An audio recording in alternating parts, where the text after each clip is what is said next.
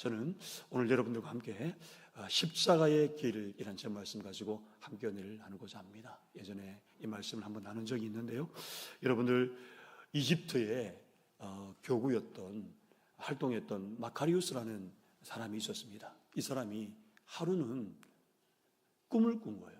꿈을 꿨는데 주님께서 힘겹게 이제 십자가를 지고 가시더라는 겁니다. 이를 본 마카리우스가 주님께 달려가서 주님, 제가 대신해서 십자가를 져드리겠습니다 라고 말했습니다. 하지만 주님은 안중에도 없는 듯이 계속해서 십자가를 지고 걸어가셨습니다. 그래서 그는 또다시 주님께 간절히 간청을 했습니다. 주님, 저에게 이 십자가를 주십시오. 제가 대신 져드리겠습니다 라고 했습니다. 그러나 이번에도 주님은 모른 채 하고 그냥 걷기만 하셨습니다. 그는 마음이 너무 무거워진 거예요. 아니, 주님께서 내가 져드린다는데 왜 주님은 이렇게 냉정하게 거부하실까? 그러면서 마음이 무거운데 다시 십자가를 하나님, 주님 내게 주십시오. 간절히 애원을 합니다. 그러자 우리 주님께서 발걸음을 멈추시고 이렇게 말씀을 하는 겁니다. 뭐라고 하냐면, 아들아, 이것은 내 십자가란다. 이것은 내 십자가란다. 조금 전에 내가 내려놓은 십자가를 보렴. 나의 십자가 말고 너의 십자가를 지고 가려무나. 이 마카리우스가 여러분 주님이 가리킨 곳을 한번 달려가 봤어요. 조금 전에 내려놓은 십자가를 한번 가봤어요. 그러자 바닥에 그의 십자가가 나뒹굴러져 있었습니다. 그는 얼른 그 십자가를 지고 주님께 다시 돌아왔습니다. 그러자 주님께서 놀랍게도 주님의 어깨에 걸려있던 십자가가 온데간데 없어진 거예요. 그러면서 주님, 당신이 맨 그 십자가는 어디에 있나요? 그렇게 물었어요. 그때 여러분 주님이 지극히 웃으시면서 대답했습니다. 아들아, 너의 십자가를 지는 것이 곧 나의 십자가를 지는 것과 다름이 없단다. 이렇게 말했다고 합니다. 여러분, 오늘날 한국 교회가 또 우리 교회가 우리 모든 성도님들이 왜 이런 영적인 힘을 잃었을까요? 영적인 힘을 잃는 데는 다 이유가 있습니다. 뭘까요? 모두가 십자가를 지지 않기 때문에 그래요. 모두가 십자가를 지기 싫어하는 시대에 돌입했습니다. 열심히 한 사람 끝까지 열심히 할 거고요. 처진 사람 끝까지 처질 거고요. 마지막 때가 되면은 그때서야 땅을 치고 후회하고 통곡한 날이 올 겁니다. 우리 주님은요, 우리가 왜 이렇게 힘을 잃고 영적인 파워를 잃어버리는가 보면요, 십자가를 지지 않습니다. 그렇다면 여러분, 우리에게 십자가는 과연 어떤 의미가 있을까요? 이번 한 주간 묵상할 텐데 이 십자가에 대해서 한번 생각해 보십시오. 그냥 예배당 철탑이나 고작 액세서리 목걸이용으로 걸려 있습니까? 아니면 여러분들 자동차 안에 장신용으로 달려 있습니까? 그래서 정작 십자가의 길을 외면하고 있지는 않습니까? 20세기의 설교자 이 마틴 로이드 존스 목사님은 오늘날 기독교를 가리켜서 뭐라고 이야기했냐면 이렇게 이야기합니다. 뭐라고 하냐면 이렇게 합니다. 십자가가 없는 기독교. 왜? 띄워줘야지. 십자가가 없는 기독교라고 이렇게 질타를 했습니다. 이는 여러분, 고난을 외면하고 자기 희생을 싫어하는 그리스도인들을 꼬집어서 이렇게 말한 겁니다. 기독교는 여러분 십자가의 종교입니다. 기독교는 십자가의 종교예요. 그래서 예수님은 누구든지 나를 따르거든 뭐라고 합니까? 자기 십자가를 지고 나를 따를 것이다. 누구든지 자기 십자가를 지고 나를 따라라 말씀하시죠. 이 말은 주님을 따르기 위해서는 뭐가 필요합니까? 반드시 대가 지불이 필요하다는 겁니다. 그렇다면 여러분, 오늘 십자가의 길이 과연 저와 여러분에게 무슨 의미가 있는지, 십자가의 길이 무엇인지를 오늘 말씀을 통해서 살펴보면서 은혜를 나누고자 합니다. 자, 첫 번째는요, 이 십자가의 길은요, 바로 십자가는 이런 의미가 있습니다. 다 같이 한번 읽어볼까요? 시작. 화평을 위한 십자가. 여러분, 고린도 교회는요, 오늘 본문에 대단한 교회였습니다. 세상적으로 볼 때 여기에는요, 엘리트가 많았어요. 지식과 학문에 뛰어났습니다. 그리고 고린도 교회는 은사가 활발하게 일어났던 교회였습니다. 얼마나 열정이 있는 교회인지 모릅니다. 그런데 고린도 교회는 치명적인 문제가 하나 있었는데 그게 바로 분쟁에 관한 문제였어요. 분쟁. 고린도 교회는 여러분 여러 분파로 나눠져 있었습니다. 우리가 알듯이 바울파, 아볼로파, 게바파, 그리스도파, 서로가 여러분 싸움을 벌이고 다투고 있는 것입니다. 그래서 고린도서 1장 11절에 한번 보십시오. 이렇게 말씀합니다. 한번 읽어볼까요? 시작. 내 형제들아, 글로의 지편으로 너희에 대한 말이 내게 들리니 곧 너희 가운데 분쟁이 있다는 것이라. 아멘. 여러분, 이렇게 여러분 교회가 성장하고 엘리트도 많고 지식과 학문도 뛰어난데 여러분 뭐가 있었다는 겁니까? 분쟁이 있었다는 거예요. 저는 이게 제일 두려워요. 우리 교회도 점점 성장하면서 우리 내부적으로 문제가 있는 곳이 생겨나기 시작합니다. 여러분, 교회가요, 이럴 때 해답을 찾아야 됩니다. 다른 거 없습니다. 저는 이럴 때 화평의 십자가를 붙잡아야 된다고 생각합니다. 내가 먼저 엎드려야 된다고 생각합니다. 여러분, 내가 엎드리지 않으니까 내 자아가 살아나는 거예요. 내가 엎드리지 않으니까 옆에 사람이 은혜처럼 안 보이는 거예요. 이게 문제라는 겁니다. 오늘 저와 여러분 죄송합니다. 정말 저는요, 교회가요, 하나됨에 있어서 우리가 힘써야 될 게 뭐냐면은 정말 화평을 이루는 이 십자가의 은혜를 저와 여러분들이 잊으면 안 된다는 겁니다. 나 같은 것도 하나님이 살리시고 구원해 주셨는데 한번 후 불면 날아갈 인생인데 이런 인생을 하나님께서 살려주셨는데 내가 무엇이라고 여러분 이렇게 고집하고 여러분들 마음대로 여러분 순종하지 않으며 살아갑니까? 오늘 바울은요 급하게 이 붓을 들고 고린도 교회를 향해서 지금 책망의 편지를 쓰고 있습니다. 너희 가운데 분쟁이 있다. 바울은 여러분 서두에 애들로 말하지 않고요 이 분쟁의 문제에 대해서 강하게 아주 강하게 질타합니다. 왜냐하면 분쟁을 종식시킬 수 있는 법은요 다른 법이 없는 거예요. 이 화평의 십자가 바로 전공법을 가야 하기 때문에. 고린도전서 1장 18절 말씀을 한번 보십시오. 이렇게 말씀합니다. 우리 한번 같이 한번 읽어볼까요? 시작. 십자가의 도가 멸망하는 자들에게는 미련한 것이요 구원을 받는 우리에게는 하나님의 능력이라. 아멘. 여러분, 십자가의 도가 멸망하는 자에게는 미련한 것이다. 바울이 제시한 분쟁의 해결점이 뭡니까? 바로 십자가입니다. 그냥 십자가가 아니라 화평을 이루는 십자가입니다. 십자가를 제대로 경험하면 이런 분쟁은 할 수가 없다는 말이에요. 그래서 사도 바울은요 이 고린도 교회를 향해서 다시 십자가로 돌아가자 강력하게 지금 촉구하고 있지요. 원래 십자가는 여러분 알다시피 잔인한 사형 집행의 틀이었어요. 교수형이나 참수형처럼 한 번의 고통을 주고 끝내는 것이 아니라 오랜 시간 여러분 육체적인 이 고통, 정신적인 수모를 주면서 서서히 죽이는 사형법이 바로 십자가 형태입니다. 십자가 참수형 십자가입니다. 먼저 죄수를 채찍으로 가혹하게 때립니다. 여러분 기억하십시오. 예수님의 그 고난을 기억해 보십시오. 십자가로 채찍으로 여러분 가혹하게 때립니다. 그런데 그 채찍은요 단순히 노끈이 아니에요. 저 보시죠. 네?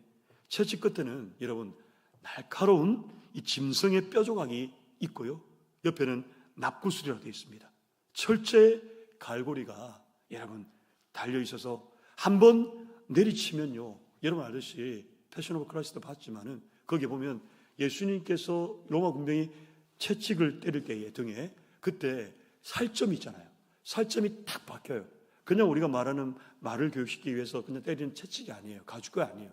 그 안에 뼈조각, 납구수 같은 철제 같은 게 있으니까 여기에 살점에 탁 들어가는 순간에 어떻게 되는 겁니까? 살이 삐져나와요. 여러분 이거 고통 아십니까? 심한 경우에는요, 이제 보니까 장기가 있잖아요. 이 장기가 다 터져 나올 정도로 끔찍하답니다. 또 죄수의 수치심을 극대화시키기 위해서 온몸의 옷을 다 벗긴대요. 그리고 십자가에 매달아 놓고 양손에 큰 대못을 박아서 피를 흘리며 그 뜨거운 떼학볕에서 서서히 죽이는 사형법이 십자가 사형입니다. 그야말로 십자가는요, 저주의 상징입니다. 그런데 이러한 저주의 십자가가 뭘로 바뀐 거예요? 화평의 상징이 되었다는 거예요. 누구에 의해서요? 예수 그리스도에 의해서. 언제요? 그가 십자가에 달렸을 때, 주님이 십자가에 달렸을 때, 예수님이 십자가에 죽으심으로 죄로 갈라진 하나님과 사람과의 관계를 하나님이 화평케 하셨다라고 성경이 말씀합니다. 에베소서 2장 14절에 한번 보십시오. 이렇게 말씀합니다. 같이 한번 읽어볼까요? 시작. 그는 우리의 화평이신지라 둘로 하나를 만드사 원수된 것 곧 중간에 막힌 담을 자기 육체로 하시고. 아멘. 여러분, 그는 우리의 화평이신지라. 십자가는 바로 화평의 도구로 바뀐 거예요. 그래서 십자가의 모양은요, 수직적으로는 하나님과 인간과의 이 관계를 회복을 말하고요, 수평의 막대기는 사람과 사람과의 화목을, 여러분, 화평을 상징하는 것이었습니다. 그런데 오늘날 여러분, 우리의 십자가는 어떻습니까? 화평은 정말 온데간데 없고 오히려 분쟁의 도구로 전략이 되었어요. 저는 얼마 전에 또 보았습니다. 대형교회에서 일어난 사태를 보면서 차마 입에 담기도 부끄러울 정도로 너무나도 수치스럽고 부끄러운 일이 일어난 것을 저와 여러분이 봤습니다. 그래도 교단에서도 영향력이 있고 나름 존경받던 그런 목사님이셨는데 하루아침에 욕설 파문으로 인해서, 여러분 다 인터넷 떠 있습니다. 모든 것이 다 무너지고 말았습니다. 여러분, 세상 사람들이 이런 이야기를 합니다. 그 이야기 아니냐고 물어봅니다. 그럼 어떻게 대답해야 됩니까?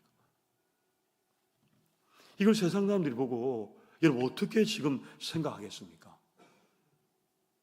또 어떤 교회는요, 크기가 작고요, 성도들이 작았을 때는 서로 가족처럼 사랑하고 섬기고 지냈습니다.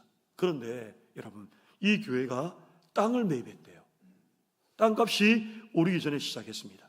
그때부터 교회가 다투기 시작하는데, 내가 그 땅을 알선했지 않느냐, 내가 초기에 건축원금을 많이 냈다, 그래서 난 지분이 있다.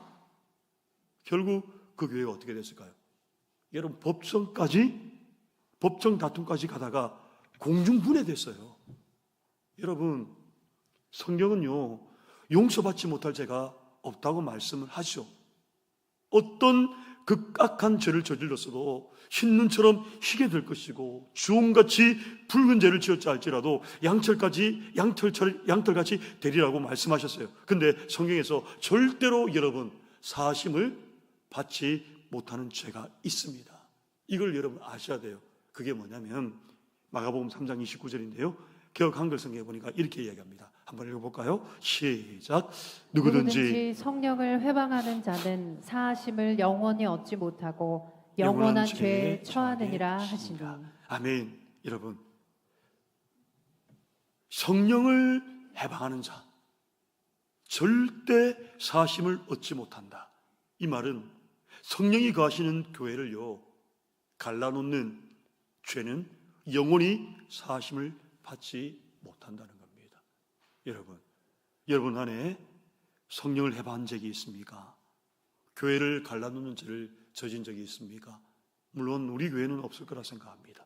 여러분, 대형 교회들마다 갈라지고 쪼그라들고 교회마다 분쟁이 일어나서 담임 목사파, 전임 원로 목사파, 그리고 보시다시피 저 이거 말도 하기 싫었는데요, JTBC 뉴스에 보니까 권사님 기도하고 있는데 앞으로 나와서 업어치게 해버리더라고요. 내팽개치는 거 봤습니까? 그게 TV에 나와요. 뭐 때문입니까, 여러분? 다 뭐니 해도 머니 때문이에요. 교회가 비대해지니까 거기서 계속 다툼과 분쟁이 일어나는 거예요. 근데 오늘 성경은요, 교회를 갈라놓는 죄는 영원히 사하심 받지 못한다는 거예요. 교회를 갈라놓는 행위는요, 예수님의 몸을 찢는 죄악이기 때문에 그렇다는 거예요. 왜 교회 분쟁이 일어납니까? 왜 가정의 다툼이 일어납니까? 왜 성도 간의 관계가 깨어집니까? 죽지 아니하려는 겁니다. 내가 죽지 않는 거예요. 예수님이 죽으심으로 화평을 이루셨는데 우리는 절대 죽지 않는 것 같습니다. 그러니 교회가요, 갈라질 수밖에 없는 거죠. 사랑하는 여러분, 교회의 하나됨을 힘써 지키는 일은 오직 십자가의 은혜인 줄로 믿습니다. 우리 교회는요, 어떤 일이 있어도 하나됨을 지켜나가야 됩니다. 사탄이 우리 교회를 아무리 흔들어 놓아도 성령이 하나 되게 하시는 교회를 우리는 반드시 지켜가야 합니다. 저는 어떤 수고와 희생이 따른다 할지라도 이 교회의 하나됨을 저는요, 힘써 지켜나갈 것입니다. 우리 모두가 성령이 거하시는 이 감천도 교회를 오직 화평을 이루는 십자가의 은혜로 힘써 지켜나가게 되기를 주의 이름으로 간절히 축복합니다. 아멘. 자, 두 번째, 여러분, 십자가의 이 길의 의미는요, 바로 이런 겁니다. 한번 읽어볼까요? 시작.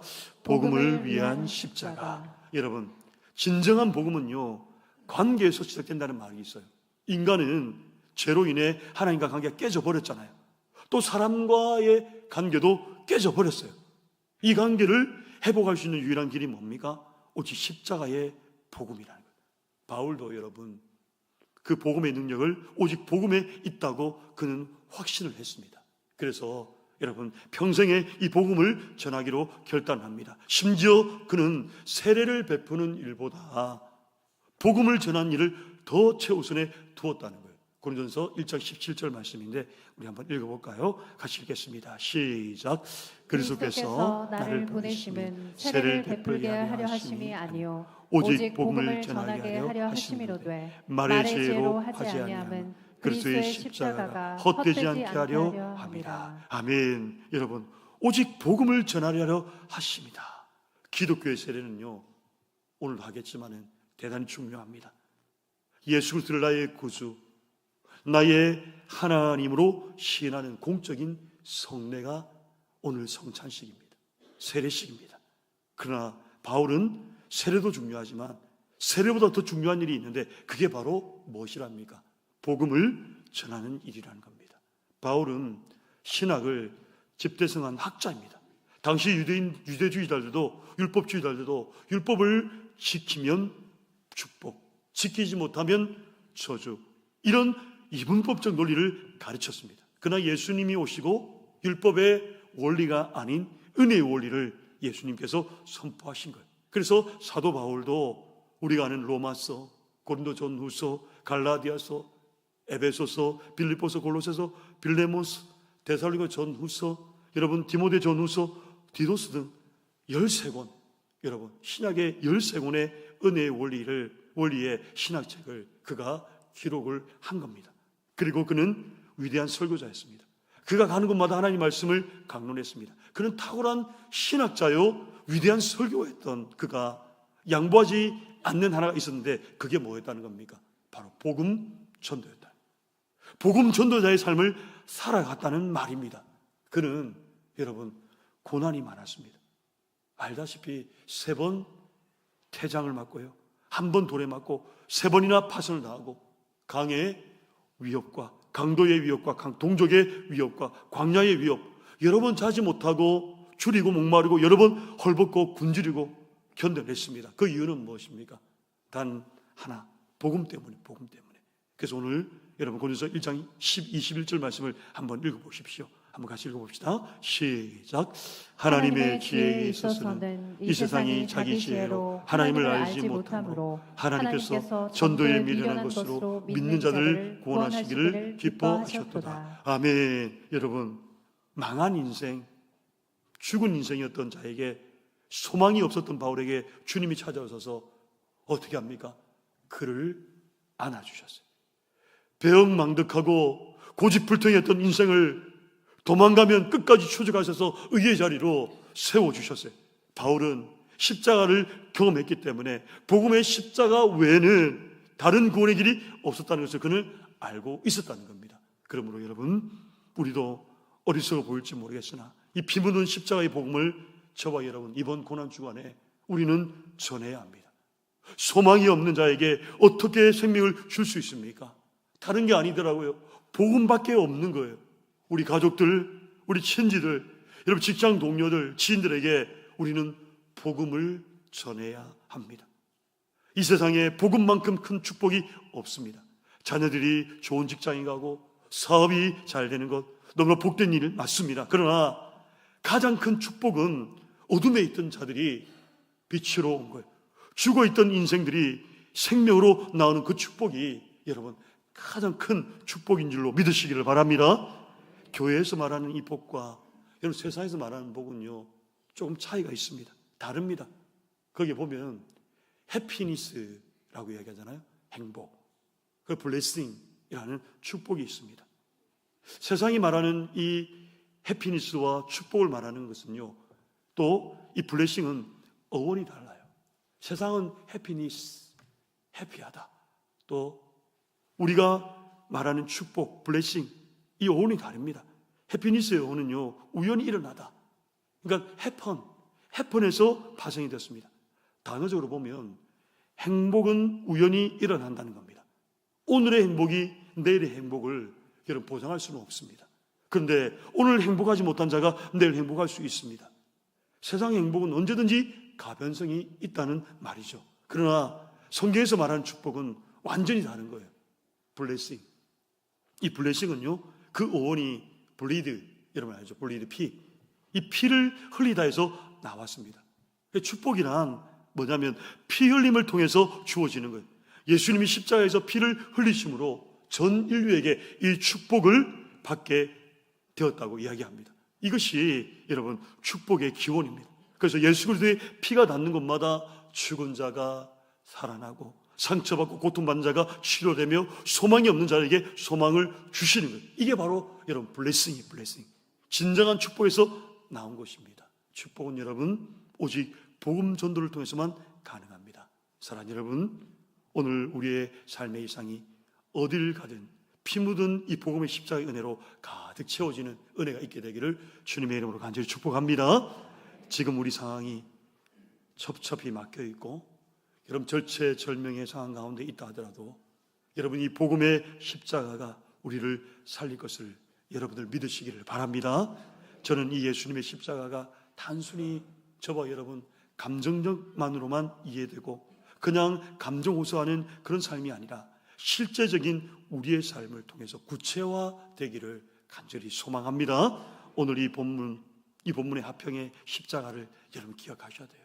분쟁의 요소가 생기면 상대를 죽이려 하지 말고 나 자신이 죽어야 하는 거예요. 아직까지 해결되지 못한 한목의 문제를 해결하십시오.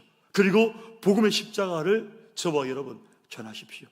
바울은 주 예수 그리스도의 십자가 외에는 자랑할 것이 없다고 오늘 말했습니다. 우리가 뭘 그렇게 자랑할 것이 있습니까? 우리를 위해 죽으신 그리고 다시 살아나신 예수님을 자랑하는 것이 우리의 자랑거리가 되어야 되지 않겠습니까?